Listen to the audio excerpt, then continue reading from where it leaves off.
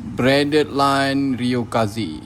Ni sulaman 8 daripada Pais Mancing. Packaging mantap mat. Packaging dia lawa lah bagi aku lah. So memudahkan dah. So aku nak masuk kat dalam 2 biji mesin je ni mat. PR100 dengan Abuzin 22LB 160 meter mat.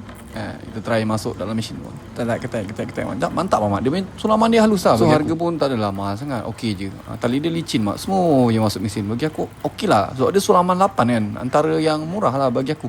So korang boleh tengok antara ada 20, 22LB, 30LB. Tengoklah main kolam aku rasa 22 cukup lah. Kalau nak tak bagak-bagak, lu try yang 30LB mat. Kan kasih paduk kan. Jangan putus. So aku tengok dia punya braided line memang kilat Korang boleh tengok dia punya coating dia lawa lah bagi aku. Antara murah tapi dia cantik lah. Ya. Lawa.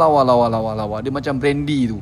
Tapi ni Ryokaze by Pais Mancing. Lawa lah mat. Ni masuk penuh mat 160 meter. Kan sebab sulaman halus memang lawa. Jadi mana yang minat boleh tengok kotak kuning.